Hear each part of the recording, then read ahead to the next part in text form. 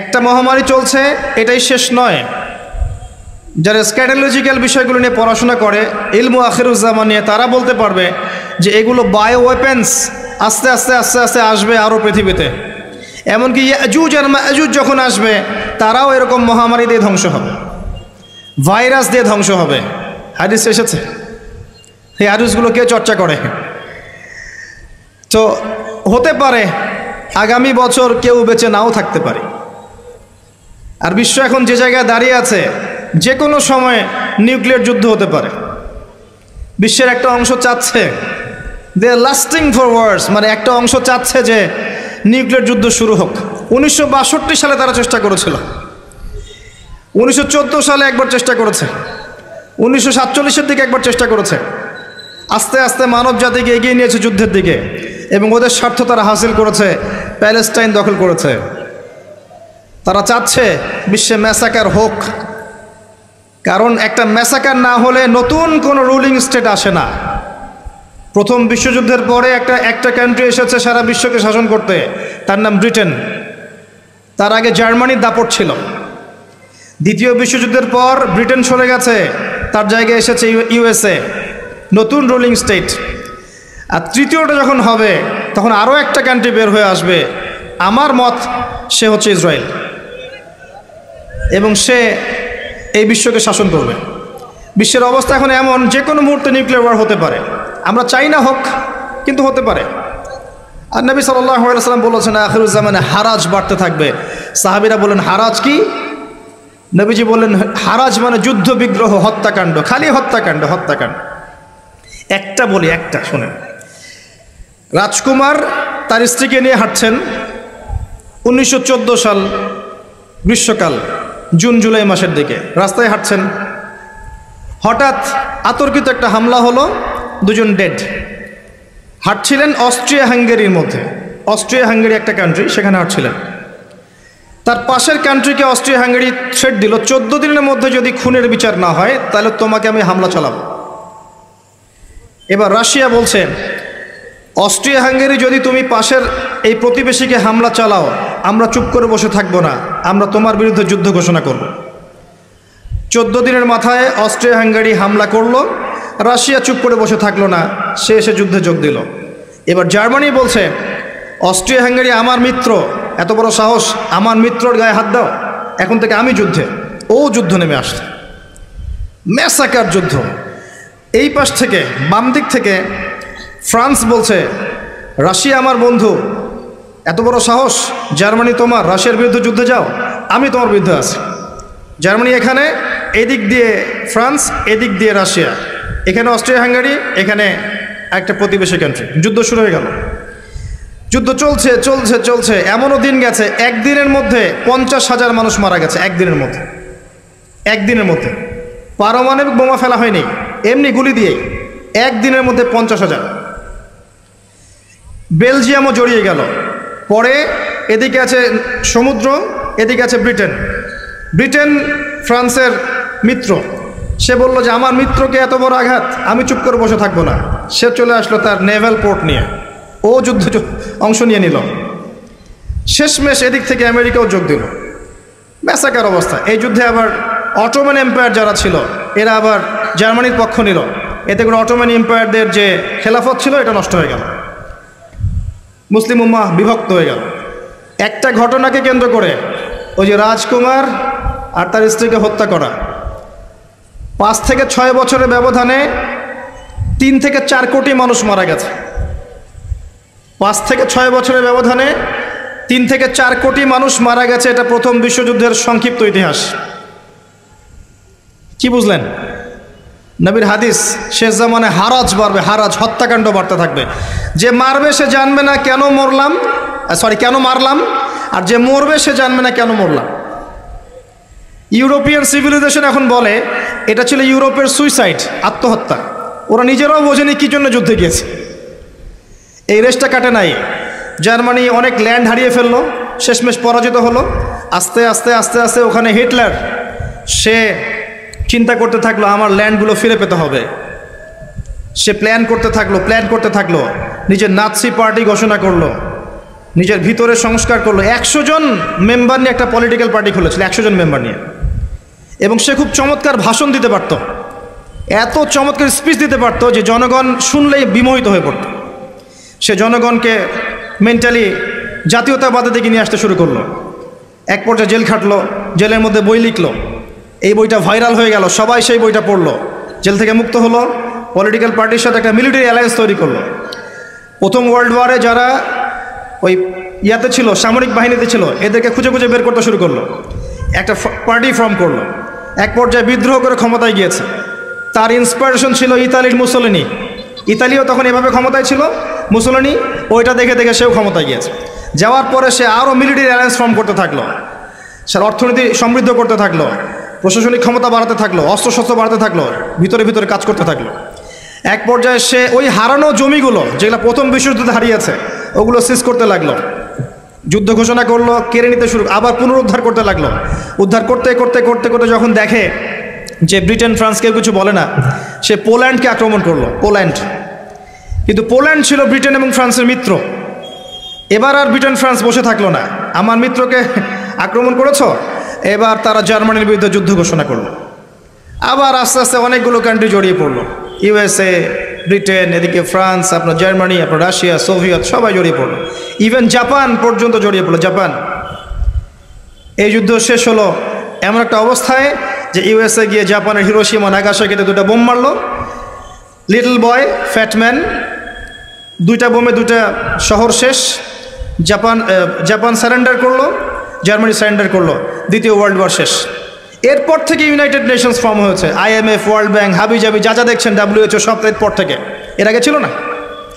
এবং এই সময়টুকুর মধ্যে ইসরায়েল আস্তে আস্তে আস্তে আস্তে নিজের কাজ শেষ করে ফেললো, সে দখল করে ফেললো প্যালেস্টাইন।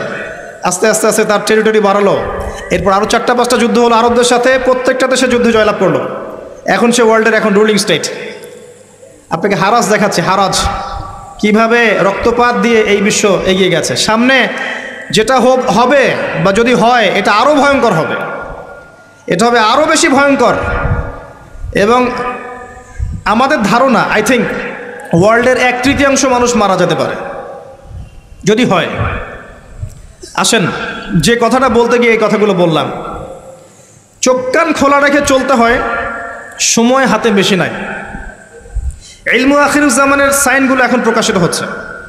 কে জানে আগামী রমাদান আমরা কেউ বেঁচে নাও থাকতে পারি, মহামারী দিয়ে নষ্ট হয়ে যেতে পারি, অন্য কোনোভাবে ধ্বংস হতে পারি, স্বাভাবিক মওত হতে পারে। অতএব এই রমাদানটাকে কাজে লাগাতে হবে। আগে কিভাবে লাগাবেন আমি কয়েকটা পয়েন্টস বলছি, এই জায়গা থেকে মনোযোগ দেন। ইতিহাস বলে কি মাথা এলোমেলো করে দিয়েছি নাকি? হিস্ট্রি পড়বেন, ইতিহাস পড়বেন প্রিয় ভাই। কোরআনের, এই যে কোরআন দেখছেন আমার হাতে, আল কোরআন, একে 3 ভাগে ভাগ করা যায়। একটা অংশে আপনি পাবেন হুকুম আহকাম, আল্লাহ পাক বলেছেন কি করতে হবে কি করতে হবে না, হুকুম আহকাম। একটা অংশ জুড়ে আছে তাওহীদ, আল্লাহ পাকের একত্ববাদ।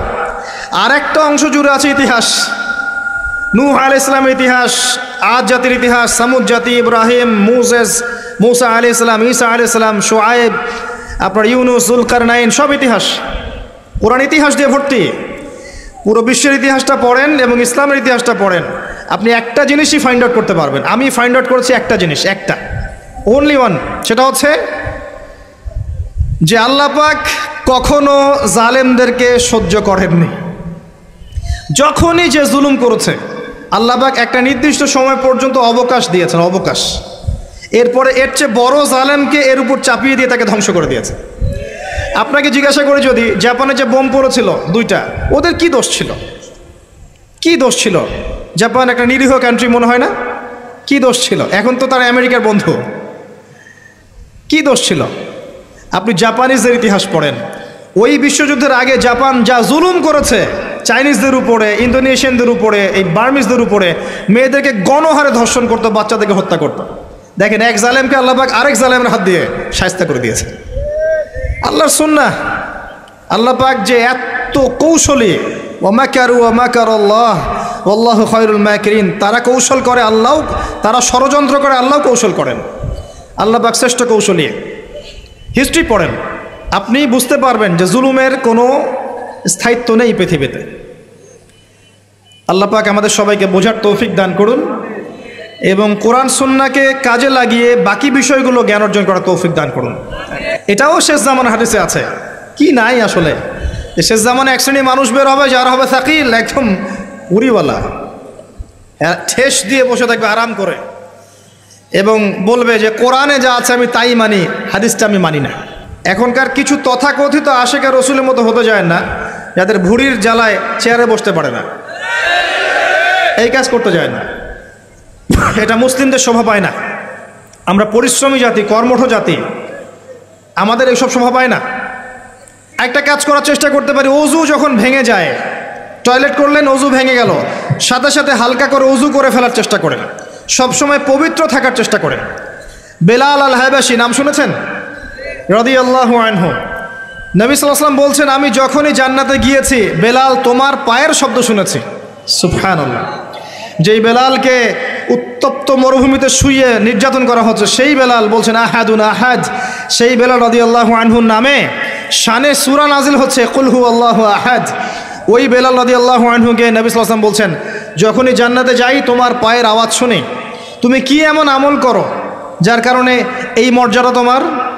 বেলাল রাদিয়াল্লাহু আনহু বলছেন, আমি তো স্পেশাল তেমন কোনো আমল করি না, আপনারা যা করেন আমিও তাই করি, তবে আমার যখনই অজু ভেঙে যায় আমি অজু করি, আর আমি ওই অজু দিয়ে 2 রাকাত নামাজ পড়ি। এটাকে তাহিয়াতুল ওযুর নামাজ বলে। রমজান মাসে করার চেষ্টা করি, আল্লাহ পাক তৌফিক দান করুন। আমরা অনেকে মসজিদে যাই, ধাপ করে বসে পড়ি, করি না এই কাজটা? মসজিদে গিয়েছি, ধাপ করে আগে বসে পড়ি। মসজিদে গিয়ে 2 রাকাত নামাজ পড়ে বসা সুন্নত। মিনিমাম 2 রাকাত নামাজ পড়ে বসলে আপনি তাহিয়াতুল মসজিদের নেকি অর্জন করলেন, মসজিদের হকটা আদায় করলেন। ওই জায়গা আপনার জন্য সেজদার সাক্ষী থাকলো, কিয়ামতের মাঠে আপনার পক্ষে সাক্ষী দিবেন ইনশাআল্লাহ। এই সুন্নাহগুলো আমরা চর্চা করার চেষ্টা করি। দাড়িটা ছেড়ে দেন, এটা একমাত্র ভিজিবল সুন্নত, দৃশ্যমান সুন্নত, যেটা আপনার সাথে কবরও যাবে। যখন কাফন দেয়া হবে তখন দেখা যাবে না আমার সাথে আর কোন কোন সুন্নাহ আছে, এই একটা সুন্নতই দেখা যাবে আমার সাথে কবরে যাচ্ছে। কথা কি বুঝতে পারছেন? আর এটাকে আমরা এখন যত পারি মেয়ে হওয়ার চেষ্টা করছি। নবীজি বলেছিলেন শেষ জামানায় ছেলেরা মেয়েদের পোশাক পরবে আর মেয়েরা ছেলেদের পোশাক পরবে। দেখবেন মেয়েরা এখন ফর্মাল পোশাক পরছে, জিন্স আর গেঞ্জি পরে ঘুরছে, আর ছেলেরা ক্লিন শেভড। ছেলেরা মেয়েদের মতো গাল বানাচ্ছে। আর কোন সাইনের জন্য অপেক্ষা করছেন? নবীজি বলেছিলেন উঁচু উঁচু বিল্ডিং নির্মাণের প্রতিযোগিতা করা হবে। একবার এয়ারে ঢাকার কাছাকাছি আসবেন, এয়ারে তো সফর করেছেন আপনারা অনেকেই, যখন এয়ার ফ্লাই করে, টেক অফ করে বা ল্যান্ড করে, তখন ঢাকার কাছাকাছি, তখন উপর থেকে আপনি ঢাকাকে দেখবেন। কেন বলেছি this is the city of Akhiruzzaman, কেন বলেছি? নবীজি বলেছেন কিয়ামতে 2টা মেজর সাইন, 2টার মধ্যে একটা হচ্ছে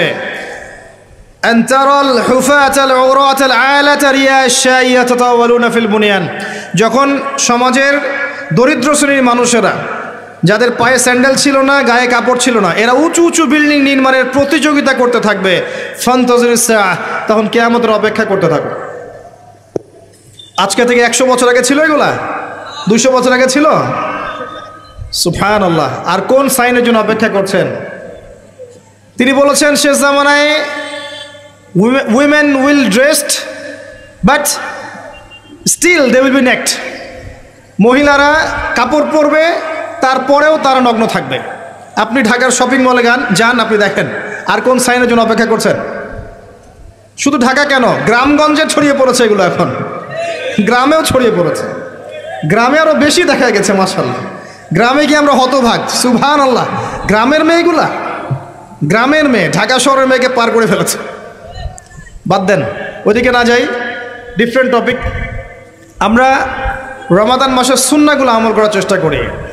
তাহিয়াতুল মসজিদ আমল করার চেষ্টা করেন, তাহিয়াতুল ওযু আমল করার চেষ্টা করেন, বেশি বেশি জিকির করেন।